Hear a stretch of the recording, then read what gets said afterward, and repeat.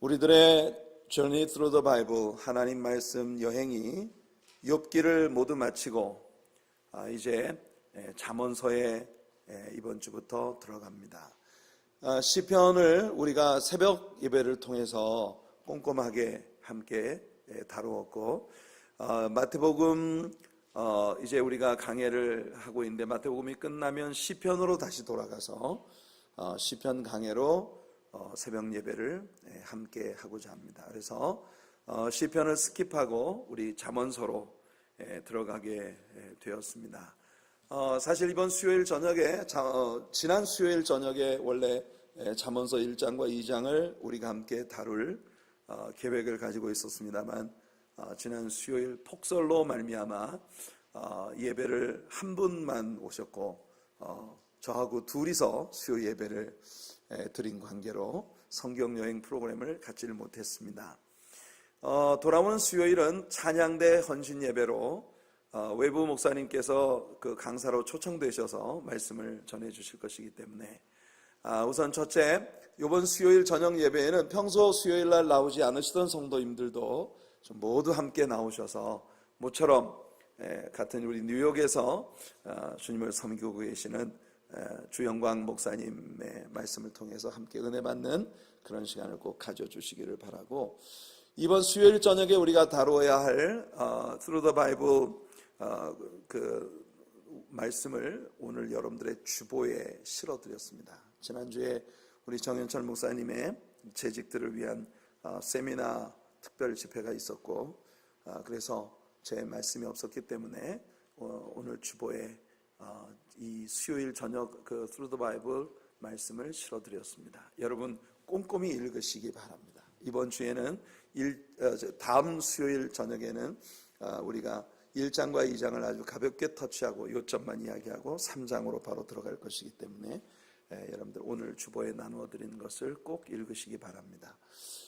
주보의 글씨가 좀 작아서 그 노트를 다 읽으시는데 불편하신 분들은 제게 개인적으로 따로 말씀을 주시기 바랍니다. 그러면 제가 큼직큼직하고 시원시원한 글씨로 되어진 노트를 여러분들에게 따로 준비를 해드리도록 하겠습니다. 오늘은 여러분들에게 봉독해드린 잠언서 1장 7절부터 9절까지 말씀을 통해서 지식, 지혜, 그리고 훈계라고 하는 제목의 말씀으로 우리 같이 은혜를 나누고자 합니다. 오늘 본문에서 솔로몬이 다루고 있는 이 세 개의 단어, 지식, 지혜, 그리고 훈계, 이 세 개의 단어는 잠언서라는 책이 어떤 책인가, 잠언서라는 책이 어떤 내용을 담고 있는 책인가 하는 것을 우리들에게 한눈에 보여주는, 잠언서를 공부하는 데 있어 열쇠가 되는 아주 중요한 단어들이라고 하겠습니다. 이 단어들을 하나씩 각각 현미경 아래 놓고 깊이 연구해 보면서 오늘 아침 같이 은혜를 나누고자 합니다. 지식과 지혜와 훈계. 솔로몬은 오늘 본문에서 이 지식과 지혜와 훈계를 우리의 머리에 쓴 아름다운 면류관이라고 묘사하고 있고, 목의 금사슬과 같은 것이라고 말하고 있는 것입니다. 머리에 쓴 아름다운 면류관, 그리고 목에 들리운 아름다운 목걸이, 그렇게 지식과 지혜와 훈계, 이 단어들이 믿는 우리 신자들, 하나님의 자녀들에게 너무나도 소중하고 귀한 것이라는 걸 솔로몬은 이야기하고 있는 것입니다. 성도님 여러분들 모두가 하나님의 자녀로서 이 지식과 지혜 그리고 훈계, 이 세 가지를 겸비한 균형 잡힌 건강한 밸런스를 가진 그런 신앙인들로 설 수 있게 되기를 예수님 이름으로 축복해 드립니다. 첫 번째 단어가 지식입니다. 지식. 히브리어에서 이 지식이라고 하는 단어는 다아트입니다. 이 다아트라고 하는 히브리어 단어는 성경에서 모두 125회가 사용되고 있습니다. 그러므로 우리가 가진 성경은 바로 이 지식에 대해서 매우 강조하고 있는 책이라고 말할 수 있겠습니다. 오늘 우리들의 본문에서 여호와를 경외하는 것이 지식의 근본이다 라고 그렇게 천명하고 있습니다. 여기 지식의 근본이라고 하는 단어는 beginning입니다. 영어 성경에서 beginning입니다. 시작이란 말이죠. 그렇습니다. 여호와 하나님을 알고 그분을 경외하며 그분을 신앙하는 것이 모든 지식의 시작이다. 그러니까 이 세상에 어떤 빼어난 지식과 어떤 대단한 것들에 능통한 사람이라 하더라도 여호와 하나님을 알지 못한다면 이 사람은 지식에 아직 시작도 하지 못한 것이다라고 그렇게 말할 수 있겠습니다. 아무리 세상 학문에 통달하고 모든 지식을 갖고 있다 하더라도 하나님을 알지 못하고 하나님을 신앙하지 않는다는 건 이 사람이 무지한 사람이라는 것을 이야기하는 것입니다. 세상에는 소위 자신이 지식인이라고 자처하는 많은 사람들이 있습니다. 그들에게 하나님에 대해서 어떻게 생각하십니까? 라고 묻는다면 그들은 점잖게 말합니다. I'm agnostic. 나는 불가지론자입니다. 이런 뜻이에요. 무슨 말이냐면은 agnostic, 헬라어입니다. gnostic이라고 하는 말은 안다는 뜻이고 아라고 하는 단어가 앞에 붙으면 이것은 부정입니다. 그래서 안다는 말 앞에 아가 붙어 있으니까 이건 모른다는 말이에요. 하나님에 대해 당신은 어떻게 생각하십니까? 하나님에 대해서 난 모릅니다. 관심 없습니다. 이런 말이에요. 그래서 이런 사람을 불가지론자라고 말을 합니다. 그런데 여러분, 흥미로운 사실은 바로 이 아그노스틱이라고 하는 헬라어의 라틴어 버전이 뭐냐면 바로 이그노라무스입니다. 여러분, 이그노라무스라고 하는 단어에서 영어의 ignorance라고 하는 단어가 왔습니다. ignorance 무슨 뜻입니까? 무식하다, 무지하다. 그러니까 하나님에 대한 관념이 없고 하나님에 대한 의식이 없는 것은 그것이 곧 무식이다. 이렇게 문자가 우리들에게 설명을 해주고 있는 것입니다. 우리는 하나님이 모든 지식의 근원이시라는 걸 알고 있습니다. 하나님은 놀라운 지식으로 온 세상을 지으셨습니다. 그러므로 하나님이 지으신 모든 우주 만물 안에 하나님의 위대한 원대한 지식들이 깃들여 있는 것이죠. 우주의 원리들, 모든 자연의 환경들의 유지되어지고 있는 모든 원리들, 그 속에 하나님의 지식이 있는 것입니다. 이 세상에서 소위 학문을 연구하고 뭔가 진리를 발견했다고 하는 석학들, 사실 따지고 보면 그들은 하나님이 지으신 그 원대한 작품의 극히 적은 한 부분을 연구하고 검토해서 그 속에 어떤 원리들을 발견한 것일 뿐인 거죠. 여러분, 과거에 김창인 목사님 설교 가운데서 그런 말씀하시는 걸 들었어요. 어떤 모임에 갔는데 어떤 분이 목사님, 이분은 생물학 박사님이십니다, 이렇게 소개를 하더라는 거예요. 그래서 목사님이 장난기가 발동을 하셔서 그래요, 생물학 박사님이시구만요. 생물학에도 굉장히 많은 분야들이 있을 텐데 그 많은 분야들 가운데 어떤 생물학을 전공하셨습니까? 그랬더니 이분이 하는 말이, 생물학 중에서도 저는 동물에 대해서 전공을 했습니다. 그러더래요.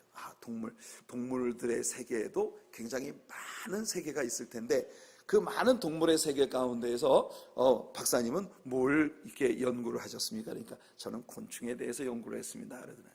그래, 곤충 가운데서도 굉장히 많은 곤충이 있을 텐데 그 많은 곤충들 중에서 어떤 곤충을 연구하셨어요? 제가 모기에 대해서 연구를 했어요. 모기에 대해서 연구하는 거 굉장히 우리 건강을 위해서 필요한 일이겠죠. 모기 중에서도 어떤 부분에 대해서 공부했습니까? 그러니까 이분이 하는 말이, 제가 모기 뒷다리를 연구했습니다. 모기 뒷다리에 대한 논문을 쓰고 박사학위를 받았다는 거예요. 그래서 김창인 목사님이 그분 보고 하시는 말씀이, 모기 뒷다리 박사님이시군요, 이렇게 이야기를 하셨다고 하는 말씀을 목사님이 설교하시는 가운데 듣고 아주 배꼽을 잡았던 그런 때가 기억이 납니다. 사실은 그렇습니다. 그 김창인 목사님이 풍자적으로 말씀하신 그 말씀 속에서 담겨진 그것은 전 진리라고 생각을 해요. 세상에서 어떤 부분에 대해서 전공 분야로 연구를 하고 공부를 해서 논문을 쓰고 박사학위를 받고 세상 모든 사람에게 권위 있는 지식인으로 인정을 받는다 하더라도 따지고 보면 하나님의 원대한 지식이 깃들어 있는 하나님의 작품들의 극히 적은 일부에 대해서 우리가 알고 있을 뿐이죠. 다윗은 시편 139편에서 하나님의 크심에 대해 우리들에게 세 가지 하나님의 속성을 들려줍니다. 첫째, 하나님은 omniscience, 모든 것을 아시는 하나님이시다. 하나님의 지식에 우리가 미칠 수 없고, 하나님은 나를 자세히 살펴서 모든 것을 아시는 분, 내가 앉고 서는 것을 아시고 내 말을 아시고 내 생각을 아시고 멀리서도 나의 생각을 통촉하시나이다.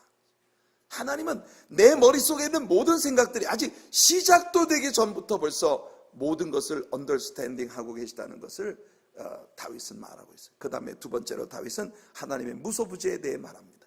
하나님이 안 계신 곳이 없어요. omnipresence, 모든 곳에, 내가 하늘에 올라갈지라도 거기 하나님 계시고, 음부에 내려갈지라도 거기 하나님이 계시고, 새벽 날개를 치며 바다 끝에 가서 갈지라도 거기서도 하나님이 나를 붙드시고 주의 오른손이 나를 인도하시나이다. 하나님의 크심에 대한 다윗의 고백입니다. 세 번째 시편 139편에서 다윗이 말하는 건 하나님의 전능하십니다. omnipotence, 하나님 못하시는 일이 없으시다는 거예요. 그 하나님의 전능하심을 우리 인간을 지으신 하나님의 신묘막측한 그의 솜씨에서 다윗은 찾아낸 것입니다. 우리가 얼마나 신비한 존재로 지음받았는지 연구해보면 연구할수록 하나님이 얼마나 위대한 전능하신 하나님이신가를 알게 된다는 것이죠. 성도 여러분, 하나님을 깊이 아는 은혜가 여러분들에게 있기를 축복합니다. 예수를 믿고 하나님의 자녀가 된다는 것은 우리들의 지식에까지 송두리째 새롭게 되는 것을 의미하는 거예요. 골로새 3장 8절로 10절에 바울이 말합니다. 이제는 너희가 이 모든 것을 버리라. 곧 분함과 노여움과 악의와 비방과 너희 입에 부끄러운 말이라. 너희가 서로 거짓말을 하지 말라. 옛사람과 그 행위를 벗어버리고 새 사람을 입었으니 이는 자기를 창조하신 이의 형상을 따라 지식에까지 새롭게 하심을 입은 자니라. 성도 여러분, 바울 사도가 말하고 있는 건 성도가 된다고 하는 것은요, 우리가 아는 것까지 새롭게 되는 것이에요. 예수 밖에 있었을 때 여러분이 가지고 있었던 지식, 예수 밖에서 여러분들이 쌓았던 경륜들, 예수 밖에서 여러분들이 소유했던 그 모든 것들이 예수님 안에서 모든 가치를 새롭게 하는 것이에요. 여러분의 생각도, 여러분들의 사물을 바라보는 시각도, 여러분이 세상에서 여러분들이 가지고 있는 목표도 모두 예수 그리스도를 통하여 새롭게 되어져서 하나님의 시각으로 모든 것을 보고 하나님의 마음으로 모든 것을 생각하며 하나님께서 여러분들에게 부여하신 부르심, 그것이 여러분들이 달려가야 할 삶의 목표가 되어버리는 송두리째 우리의 지식에까지 새롭게 하심을 받는 하나님의 자녀로서의 변화가 우리에게 있을 때 비로소 우리는 사람다운 사람이 될 수 있는 것입니다.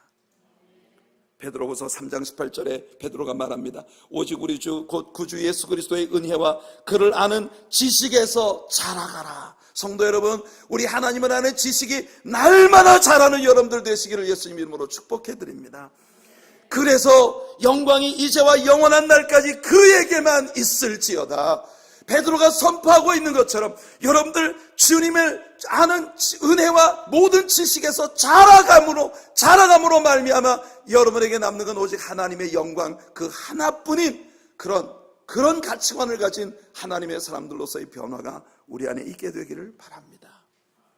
이 지식 안에서 자라갈 때 우리의 신앙의 모든 열심들은 바로 그 지식을 쫓은 열심이 되어질 것이에요. 안타까운 것은 오늘날 교회 안에 있는 신자들이 굉장히 열심을 가지고 있는 많은 신자들을 봅니다.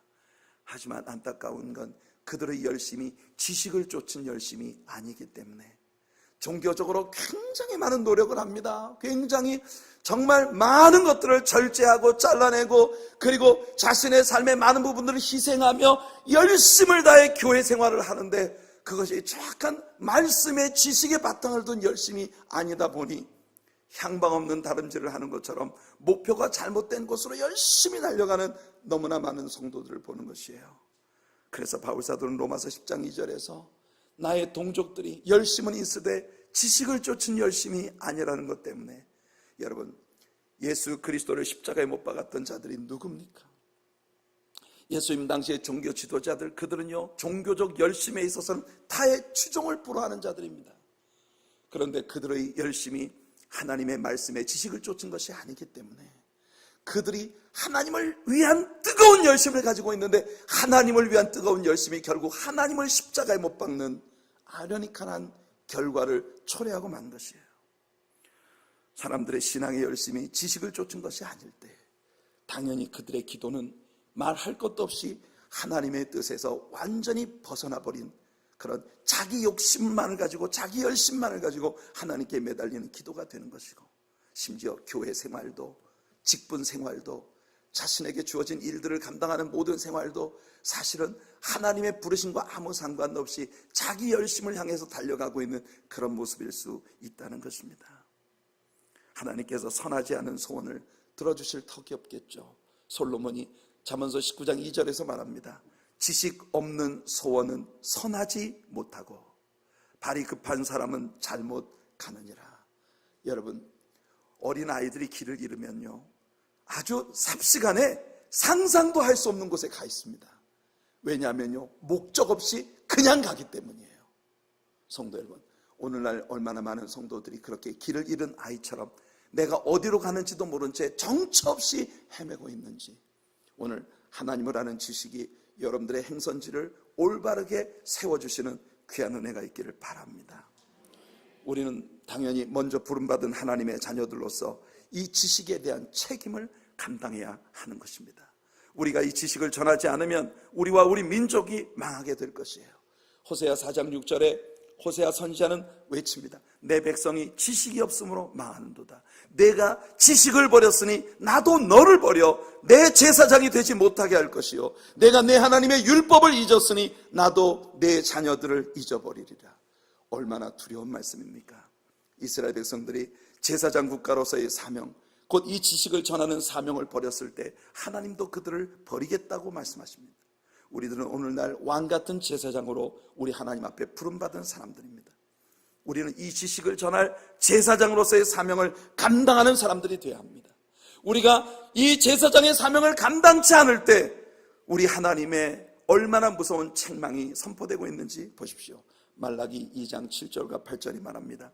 제사장의 입술은 지식을 지켜야 하겠고 사람들은 그의 입에서 율법을 구하게 되어야 할 것이니 제사장은 만군의 여호와의 사자가 됨이거늘 너희는 옳은 길에서 떠나 많은 사람을 율법에 거스르게 한도다. 나 만군의 여호와가 이르노니 너희가 레위의 언약을 깨뜨렸느니라. 성도 여러분, 제사장은 마땅히 그 입에 지식을 가지고 있어야 하겠고 사람들은 제사장에게 찾아갔을 때 그의 입으로부터 지식을 구해야 하는데, 여러분, 말라기 시대에 제사장들은 그 입에 지식이 없었고 여호와 하나님을 버렸기 때문에 그들의 종교는 엉망진창으로 꼬여버리고 만 것입니다.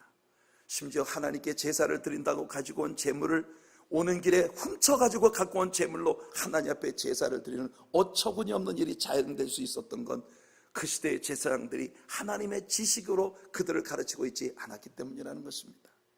누가복음 11장 52절에 예수님 선포하십니다. 화 있을진저 너희 율법 교사여, 너희가 지식의 열쇠를 가져가서 너희도 들어가지 않고 또 들어가고자 하는 자도 막았느니라.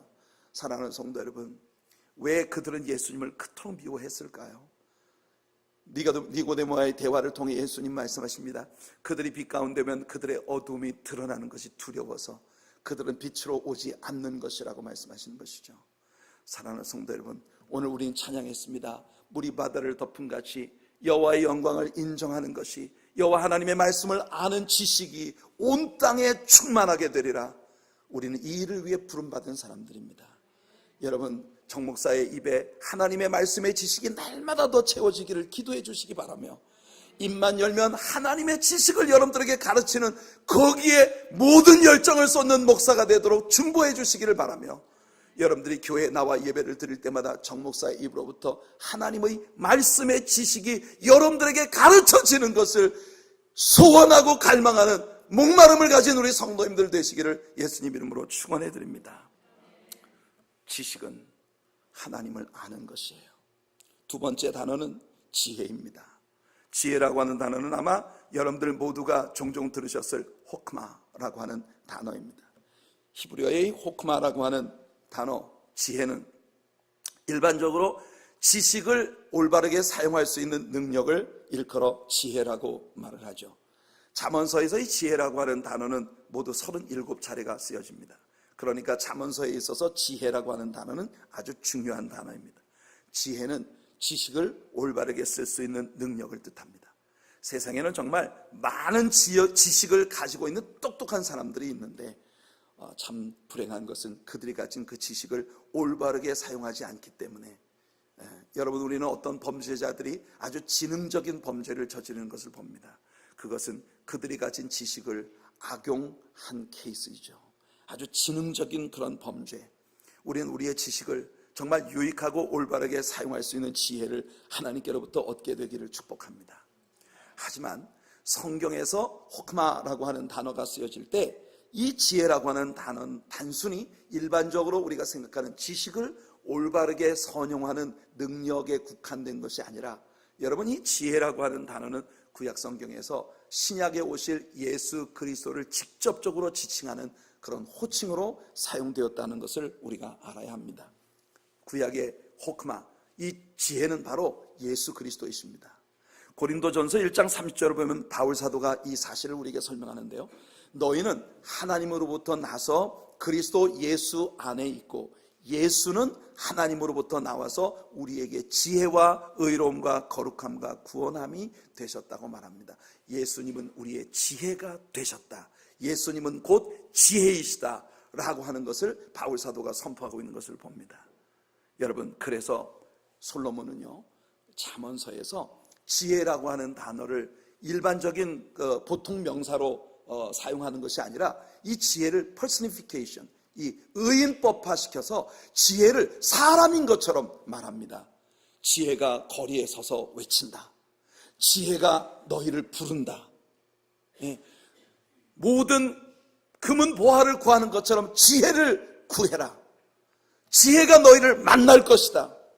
지혜가 사람인 것처럼 이렇게 personified 시켜서, 이걸 의인법화 시켜서 지혜를 묘사하고 있는 이유는 잠언서에서 솔로몬이 선포하는 우리가 목마르도록 찾아 얻어야 할 지혜는 바로 예수 그리스도시라는 것입니다. 사랑하는 성도 여러분, 바울 사도는요, 그의 생애 끝자락에 이르를 무렵 빌립보 교인들을 향한 로마 감옥에서의 그의 편지 속에서 아직도 나는 목마르게 예수님을 더 알고 싶어 한다고 고백하고 있는 걸 봅니다. 예수 그리스도를 아는 일과 그 고난에 참여하는 일과 그 부활에 참여하는 것을 어떻게 하면 더 알 수 있을까? 그것이 아직도 내게 멈추지 않는 열정이라고 그렇게 바울은 말하고 있는 것입니다. 성도 여러분, 그리스도를 더 알고자 하는 야망, 이것이 바울의 마음 안에 있었습니다. 오늘 저와 여러분들 모두의 마음 안에 예수 그리스도를 더 알고 싶은 간절한 열망을 심어주시는 하나님의 은혜가 우리와 함께 하시기를 축복합니다. 지혜는 그리스도이십니다. 그래서 잠언서라고 하는 책은요, 예수 그리스도를 우리에게 보여주는 책이에요. 성경의 66권이 모두 예수 그리스도를 주제로 하고 있는 것처럼 단순히 잠언서라고 하는 건 인생을 살아가는 데 필요한 지혜로운 격언들, 속담들을 묶어놓은 그런 묶음이 아니라 바로 인생의 진정한 지혜는 예수 그리스도시라고 하는 걸 우리에게 보여주는 복음적 의미를 가지고 있는 선포인 것입니다. 성도 여러분, 그리스도를 아는 사람들은 결코 어리석게 살 수가 없습니다. 왜냐하면 그리스도가 지혜이시기 때문이에요. 미국의 크리스천들이 즐겨 사용하는 범퍼 스티커 중에 이런 범퍼 스티커가 있습니다. Wise men still seek him. 여러분, 이 구절은 굉장히 흥미로운 구절이에요. Wise men still seek him. 이걸 그냥 wise man이라고 하는 말을 보통 명사로 해석을 하면 지혜로운 사람은 아직도 그를 구하고 있다, 이런 의미예요. 근데 저 wise man이라고 하는 단어가 성경에서 누구를 부르는 말입니까? 성경의 wise man이 누구예요? 동방 박사들이에요. 여러분, 동방 박사들은 메시아의 탄생을 알리는 별을 보고 원방으로부터 사막을 지나서 광야를 지나서 약대를 타고 그 메시아를 찾으려고, 메시아를 발견하려고, 그분에게 경배하려고 We have come to worship him. 이것이 동방 박사들의 고백이었습니다. 우리는 그분을 찾아 그분을 발견하고 그분께 예배하려고 원방으로부터 왔습니다. 사랑하는 성도 여러분, 이 와이즈맨, 동방박사들이 그렇게 목마르게 메시아를 찾아왔던 것처럼 오늘날도 진짜 지혜로운 사람은 메시아 예수 그리스도를 구하는 자들이다, 그런 의미입니다. Wise men still seek him. 성도 여러분, 하나님 앞에서 여러분들이 예수 그리스도를 목마르게 찾아 얻고자 하는 바울과 같은 열심을 가진 진정한 지혜자가 되시기를 예수님 이름으로 축원해 드립니다. 마지막으로 세 번째, 오늘 본문에서 솔로몬이 사용한 단어는 훈계입니다. 여러분, 훈계라고 하는 단어는 히브리어에서 무사르입니다. 이 무사르라고 하는 단어가 잠언서에서 모두 26차례가 쓰여졌는데요, 훈계하면 우리는 일반적으로 누군가에게 뭔가를 넌지시 가르치는 교육적인 언어들, 이렇게 우리가 생각합니다. 근데 이 무사르라고 하는 단어 속에는요, 벌 준다, 징계한다, 여러분 채찍질한다, 이런 chastening, discipline, 이런 의미들이 내포되어져 있는 것입니다. 흥미로운 일이죠. 한 예를 들어봅시다. 잠언서 13장 24절은 우리들에게 이렇게 말하고 있습니다. 매를 아끼는 자는 그의 자식을 미워함이라. 자식을 사랑하는 자는 근실히 징계하느니라. 여러분, 이 구절 속에서요, 매를 아낀다. 과거 우리 개역한글 성경에는 자식을 차마 초달하지 못하는 자는 자식을 미워함이라. 초달이라고 하는 게 뭡니까? 여러분, 채찍질, 자녀에게 회초리를 때리지 못하는 자는 자녀를 미워하는 것이다라고 말을 했고, 그 회초리로 근실히 징계하는, 여기 근실히 징계한다는 이 징계라는 단어가 바로 무사르입니다. 훈계, 오늘 우리 본문에 나온 훈계라는 단어가 여기는 채찍질과 징계라고 하는 그런 개념으로 번역이 되어 있는 것을 우리가 봅니다. 훈계라고 하는 말은 회초리로 때려가면서 가르친다는 의미를 갖는 것이죠. 오늘날에 와서 이것은 점차 잊혀진 진리가 되어가고 있는 것이 아닌가 생각됩니다. 저는 저희 어머님, 아버님을 추억할 때마다 그분들은 진실로 그들이 낳은 우리 자녀들을 위한, 그의 자녀들을 위한 인생을 산 분들이다. 전 그렇게 고백할 수 있습니다. 저희 어머님의 생애를 한마디로 이야기하면 그분은 그저 우리들을 위해서 인생을 바치신 분이다. 전 그렇게 생각이 됩니다. 진자리 마른 자리 갈아 넣으시며, 여러분, 어린 시절에는 우리들을 보호하기 위해 진자리 마른 자리 갈아 뉘어주시고, 자라선 문기되어 기다리며 알을 쌓아 그릇될 쌓아 자식 생각에 고우시던 이마 위에 주름이 가득. 어버이의 은혜 노래를 부를 때마다 마음속에 떠오르는 건, 그래, 우리 어머님 아버님은 저런 삶을 사셨어 라고 하는 것이 마음에 추억됩니다. 아라리 가슴속에 피어오르는 그분들과의 삶의 아름다웠던 기억들은, 그분들은 저희들을 위해 모든 희생을 아끼지 않은 분들이라는 걸 새록새록 생각하게 합니다. 그러나 여러분, 세월이 바뀌어가면서 오늘날의 부모님들은 자녀들에게 그렇게 우리 부모들의 세대처럼 정말 그들만을 위한 삶으로 헌신하지 못하는 경향들이 많이 있는 것 같습니다. 각자가 너무 바쁘고 나이를 먹은 후에도 여전히 아직도 하고 싶은 너무나 많은 일들이 있어 내 자녀들만을 위해 희생하던 우리 부모들의 세대와는 달리 여전히 나이를 먹어도 내 하고 싶은 일들을 쫓아다니면서 내 자녀들을 놓치게 되는 그런 경우들이 참 많이 있다는 걸 알죠. 뿐만 아니라 요즘은 핵가족 시대로 자녀들을 하나밖에 안 낳기 때문에 누구나 금지옥엽 내 자식은 왕자인 듯 공주인 듯 그렇게 아이들을 섬기면서 부모들이 살죠. 아이들을 보면서 절절매는 그런 부모님들의 모습을 우리는 참 많이 봅니다. 여러분, 그렇게 생각을 해봐요. 저는 여러분의 자녀들을 징계로서 근실히 훈계하는 우리 성도님들이 되시길 바랍니다. 그래요. 아마 아멘을 하실 만한 분들이 그렇게 많지 않을지도 모르겠습니다. 왜냐하면 우리 예배에 참여하신 성도님들의 평균 연령이 상당히 높아서 아직 어린 자녀를 양육하는 그런 위치에 있는 부모님들이 수가 그렇게 많지 않으니까.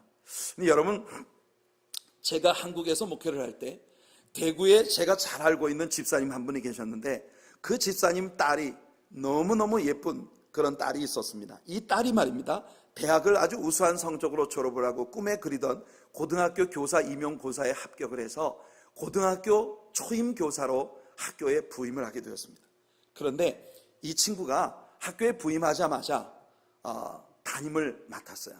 그런데 이 여고등학교, 포항 지역에 있는 어떤 고등학교에 갔는데 이 여학교 학생들이 얼마나 난폭한지, 심지어는 선생님들에게 온갖 욕설을 퍼붓고 폭행을 휘두르기까지 한다는 거예요.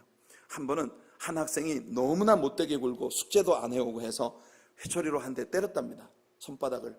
그랬더니 다른 학생이 바로 그것을 핸드폰에 찍어서 폭력 교사로 교육청에 고발을 했어요. 여러분, 학교에서 심할서를 쓰라고 해서 심할서를 쓰는 게 아니라 사표를 내고 이 아이가 학교를 나왔습니다.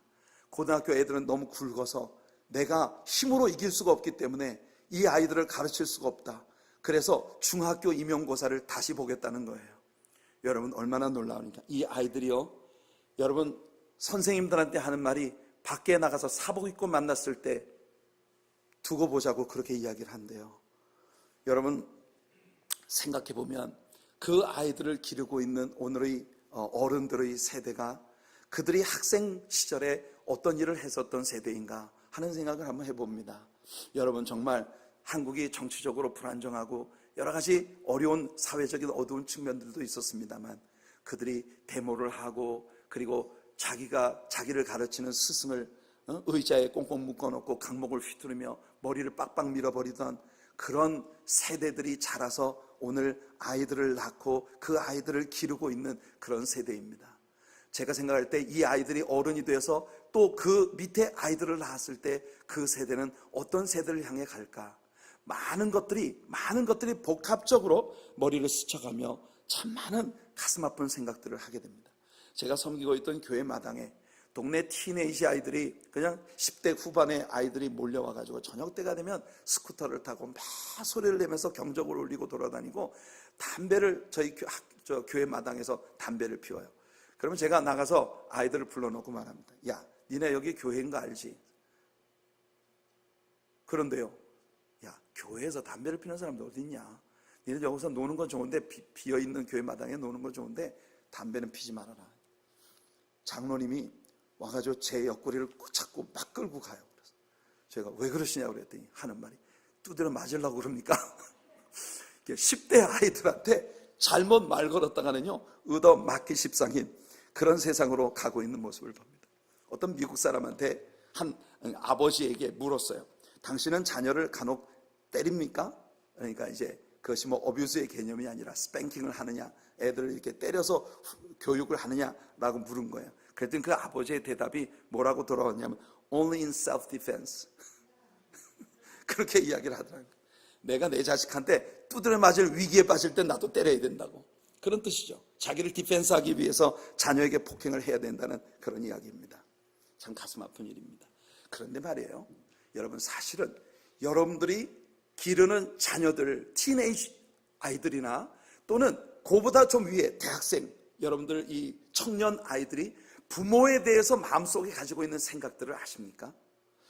제가 아주 좋아하는 목사님 중에 캘리포니아의 하베스트 크리스천 펠로십이라고 하는 교회를 섬기는 척 스미스 목사님의 1세대 제자 중에 한 분이 오늘날 그 포스트 빌리 그레이엄 이 전도자로 아주 굉장히 많은 그 영향력을 미치고 있는 전도자예요. 그레그 로리라고 하는 목사님이 있습니다. 이 그레그 로리라고 하는 목사님이 Parenting God's Way라고 하는 책을 썼어요. Parenting God's Way. 저 CD가 그 Parenting God's Way라고 하는 그 책을 담고 있는 그 음반을 제가 찾아서 올렸는데, 여러분, 제가 저 Parenting God's Way라고 하는 별로 두껍지 않은 책입니다.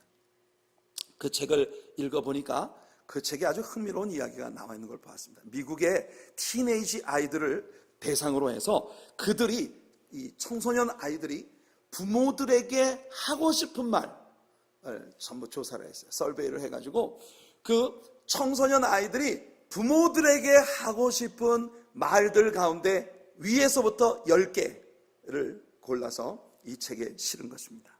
여러분, 그 내용이 상당히 흥미롭습니다. 한번 들어보세요. 첫 번째, 이 청소년 아이들이 부모들에게 하고 싶은 첫 번째 말이 뭐냐면 self-control. 엄마, 아빠, 제발 너무 쉽게 흥분하지 좀 마세요. 왜 그렇게 화를 잘 내요?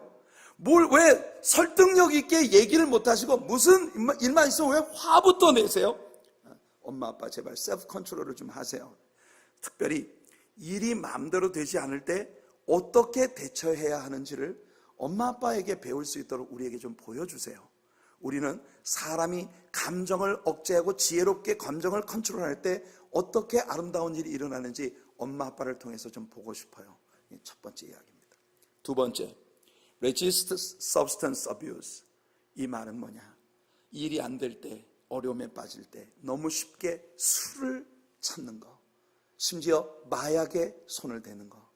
여러분, 젊은 아이들이 자기들의 부모가 어려운 일이 있을 때 술에 의존해서 술에 만취가 되어 술주정을 하고 그렇게 그냥 술로 인해서 모든 어려움을 풀어보려고 하는 이런 자리에 빠지는 것을 청소년 아이들은 제일 불안해하는 것 중에 하나라는 겁니다.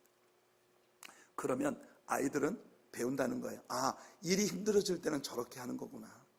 여러분, 부모들이 알코올릭이거나 아니면 가정에서 폭력을 휘두르는 그런 아버지 밑에서 자라는 아이들, 어린 시절에 자라면서요, 애들 100이면 100 물어보면 동일한 대답입니다. 난 어른이 돼서 절대 우리 아빠 같이 안 될 거야. 그런데 말입니다, 이 아이들이 자라서 어른이 되었을 때 어려운 난관에 봉착하게 되면 제일 먼저 술을 찾고 폭력부터 휘두르는 거예요. 왜냐하면 어렸을 때 아버지를 통해 이렇게 극단적인 상황에 도달하면 이기는 게 이거밖에 없구나, 이렇게 찾게 된다는 거죠. 세 번째, set limits for us. 우리들을 위해서 리밋을 정해주세요. 이 말은 무슨 말이냐면 우리를 좀 내버려 두지 말고, 우리를 좀 한국식으로 방목하지 말고 놓아먹이지 말고, 우리들에게 좀 가서는 안 되는 곳, 리밋을 설정해서 좀 강력하게 강한 태도로 우리를 가르쳐 주세요 하는 말입니다. 도대체 우리 집에서 누가 보스인지 보여주세요. 우리는 우리들이 아주 강한 부모님의 서포트를 받고 있다는 것을 알아야 될 필요가 있어요. 부모님들이 자신감을 잃으면 우리는 무서워집니다. 무슨 말이냐면 부모가 자기 자녀를 컨트롤하는 데 있어서 선을 분명하게 정해놓고 이 밖에 나가면 안 된다라는 그런 간섭이 있을 때 아이들은 그 간섭의 틀 안에서 안전을 느낀다는 거예요. 그러니까 보통 어른들이 생각할 때 부모들이 애들을 간섭하는 걸 애들이 아주 싫어할 거라고 생각하지만 아이들은 은근히 그들의 내면에 부모님께 자기들을 간섭해 주기를 바란다는 겁니다. 그것도 강한 태도로 안 되는 건 안 된다고 정해 주기를 바라는 거예요. 그 다음에 네 번째, 이게 흥미롭습니다. Be a grown up. grown up 무슨 말입니까? 엄마 아빠 제발 어른 좀 되세요. 가끔 엄마 아빠가 우리들처럼 옷 입고 우리들처럼 춤추고 우리들처럼 말하는 거, 우리는 정말 짜증나요. 너무 창피해요. 여러분, 어른들은 생각할 때 그렇게 합니다. 내가 청소년 자녀들을 가지고 있을 때 내가 젊은 아이들처럼 옷 입고 젊은 아이들의 말투를 흉내내고 그 아이들처럼 살면 애들이 나에게 야 우리 엄마는 신세대야 이러고 좋아할 거라는 생각을 보통 기성세대들이 갖는다는 거죠. 하지만 아이들은 어른들이 자기들처럼 행동하는 것을 아주 싫어한다는 거예요. 아직도 집에 청소년 자녀가 있으신 분들 꼭 염두에 두시기 바랍니다. 나는 이쁘당 이런 거, 여러분들의 아이들 옷을 아이들처럼 신세대처럼 그렇게 옷 입고 그들의 말투를 흉내내고 하는 이런 것을 아이들은 별로 좋아하지 않는다는 거예요. 그 다음에 다섯 번째가 give guidance. 엄마 아빠 촛불을 밝혀주세요. 그리고 우리들에게 길을 보여주세요. 우리들에게 하나님께서 죽지 않으셨고 주무시지도 않으시고 또 어디 휴가 간 중이 아니라는 걸 우리에게 가르쳐 주세요. 무슨 말입니까? 엄마 아빠 진정한 신앙인의 삶이 어떤 것인지 엄마 아빠의 기도 생활을 통하여 어려운 일이 있을 때 길을 잃을 때 정말 무릎 꿇고 기도하여 하나님께로부터 답을 얻어내는 진지한 신앙인의 아름다운 모습을 우리들에게 보여주셔서 우리들에게 가이던스가 되어주세요. 이것이 아이들의 말입니다. 강한 믿음의 모범을 보여달라는 것이죠. 여섯 번째, punish us when we've got it coming. 여러분, 우리가 벌을 받아야 할 때는 벌을 주셔야 합니다. 우리가 잘못을 저질렀을 때 그냥 관용을 베풀지 마세요. 우리들을 벌 주세요. 제발 엄마 아빠가 우리들에게 무서운 분이 되어주세요. 우리가 거짓말을 하거나 남의 것을 훔쳤거나 사소한 일을 저질렀을 때 엄마 아빠 우리들에 대한 실망과 분노를 우리들에게 알려주세요. 여러분, 아이들은 말입니다, 자라면서 자신이 잘못했을 때 자신에게 무섭게 다루어주는 부모를 필요로 한다는 거예요. 이게 여러분, 어른들이, 심리학자가, 교육학자가 이야기하는 게 아니고 아이들에게 설베이를 해서 아이들로부터 들은 이야기의 상위 10가지를 지금 나열하고 있는 것입니다. 그 다음에 7번째가 뭐냐? Make your love known. 이렇게 우리들을 혹시 징계할 때가 있을 때, 우리에게 야단을 쳐야 할 필요가 있을 때, 우리를 퍼니싱할, 우리에게 벌을 줘야 될 필요가 있을 때, 그 속에서 엄마 아빠의 사랑을 느낄 수 있게 해주세요. 그러니까 여러분, 아이들은 말입니다, 자라면서 엄마 아빠가 나에 대해 실망을 하신다는 것이 가장 무서운 것이라는 걸 알면서 자라기를 아이들은 바란다는 것이에요. 작은 실수를 저질렀을 때 우리에게 벌을 주더라도 엄마의 사랑이, 엄마의 가슴이 느껴지는 그런 어른이 되어주기를 바라는 거예요. 8번째, don't compromise.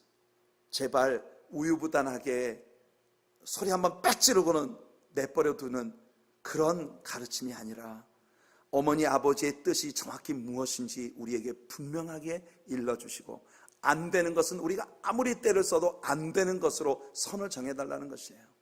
많은 부모님들이 애들한테 뭘 잘못하면 딱 소리를 지릅니다. 그러면 애들이 계속 칭얼대면 할 수 없이 들어줘요. 그러면 아이들이 떼쓰면 되는구나 배운다는 거죠. 근데 아이들 자신이 그것을 불안하게 여긴다는 것입니다. 9번째, be honest. 그것이 무엇이든지, 어떤 안 좋은 상황이든지 제발 거짓말을 하지 마시고 진실을 말해주세요. 모든 일에 대해서 직선적으로 가르쳐 주세요. 우리는 그것을 받을 수 있습니다. 미지근한 대답은 우리를 불편하게 해요. 아이들이 재미있는 말을 했어요. 우린 1마일 밖에서도 불확실한 냄새를 맡을 수 있습니다. 여러분, 부모들이 아이들 앞에 언제나 정직하기를 아이들은 바란다. 마지막 10번째, give us your approval. 여러분, 가능한 한 우리를 칭찬해 주세요. 우리를 그렇게 칭찬해 주셔야 할 필요가 없다고 느껴지는 때에도 우리에게 일단 칭찬을 주세요. 한동안 칭찬을 듣고 난 후에 우리는 엄마 아빠의 비평도 쉽게 받아들일 수 있는 준비가 된답니다. 이 아이들의 말이에요. 여러분, 미국의 10대가 부모들에게 바라는 것 10가지를 여러분들이 보셨습니다. 여러분, 우리는 우리들의 다음 세대를 향해서 성경이 가르치는 징계와 채찍질로 여러분 올바른 훈계를 해야 할 필요가 있습니다. 그렇다면 솔로몬이 잠언서에서 우리에게 얘기하는 이 훈계의 개념은 과연 우리가 우리의 자녀들을 훈계하는 데서 끝나는 것일까요? 아닙니다. 여러분, 성경 안에서 바로 이 훈계, 무사르, 때로는 채찍질로, 때로는 징계로 우리들에게 교육하시는 디스플리닝, 이것은 바로 성령님의 역사라는 것이에요. 예수님은 성령님을 소개하면서 말씀하셨습니다. 그가 오시면 의에 대하여, 죄에 대하여, 심판에 대하여 너희를 책망하실 것이다. 우리를 책망하는 일, reproaching, 우리를 꾸짖는 일이나 또는 convict us, 우리에게 가책을 주는 일, 이것이 바로 성령님의 역할인 것입니다. 하나님의 성령께서 여러분들에게 날마다 은혜로 채찍질하며 훈계하시는 그런 사랑을 받는 저와 여러분들이 되기를 예수님 이름으로 축원해 드립니다. 우리는 여기 Parenting God's Way라고 하는 책에 나오는 10대들의 마음을 생각해 볼 때 우리들의 하나님 아버지야말로 최고의 아버지시라는 사실을 우리는 알게 됩니다. 왜냐하면 아이들의 마음속에 있는 이 10가지 항목들이 사실은 우리 아버지가 우리를 다루시는 방식이기 때문인 것이죠. 그는 예수 그리스도를 통해 정말 누구도 부정할 수 없는 사랑을 우리에게 주셨고 약속하신 보혜사 성령을 우리에게 부으셔서 날마다 우리를 징계하고 채찍질하시며 훈계하셔서 가책하셔서 다시 주님께로 돌아오게 만들어주시는 사랑의 주님이시니까요. 오늘 말씀을 정리해 봅시다. 궁극적인 지식은 성부 하나님과 연관이 되어 있습니다. 지식은 성부 하나님을 알고 성부 하나님을 경외하는 일입니다. 지혜는 바로 우리 구주 예수 그리스도를 지칭하는 것입니다. 예수 그리스도를 통하여 우리는 하나님을 믿는 자녀가 살아가야 할 삶의 모범이 무엇인지를 배우게 되기 때문이죠. 예수 그리스도는 우리의 지혜입니다. 그리스도를 믿고 그리스도를 따르는 사람, 바울처럼 그리스도를 더욱 알고자 몸부림치는 사람들은 정말 세상에서 가장 지혜롭게 인생을 사는 사람들이죠. 훈계는 성령 하나님의 역사를 우리들에게 보여줍니다. 성령님의 은사로서의 훈계, 우리를 꾸짖고 채찍질하며 때때로 하나님의 말씀을 상기시켜 주시고 죄에 대하여 의에 대하여 심판에 대하여 우리에게 가책을 주시는 하나님의 성령께서 여러분과 늘 함께 하시며 여러분들을 예수 그리스도를 믿고 우리 하나님을 바르게 경외하고 섬기는 하나님의 자녀들로 세워주시는 역사로 나가게 되기를 바랍니다. 우리가 이제부터 공부하고자 하는 잠언서는 단순히 어떻게 지혜롭게 세상을 사는가를 가르쳐주는 격언들의 묶음일 뿐 아니라 여러분 그 속에 성부, 성자, 성령 삼위일체 하나님이 어떻게 우리의 구원의 역사를 펼쳐가시는가를 보여준 복음입니다. 이 잠언서를 통해 예수 그리스도를 확실히 믿고 여러분 우리가 지식의 전달자로서의 왕같은 제사장의 사명을 감당하여 물이 바다를 덮음같이 여호와의 영광을 인정하는 여호와 하나님을 아는 지식이 온 세상에 가득하게 되는 그날을 꿈꾸며 함께 일어서는 사명자들이 되기를 예수님의 이름으로 축복해드립니다. 기도하겠습니다. 은혜가 풍성하신 우리 하나님 아버지, 감사와 찬양을 주님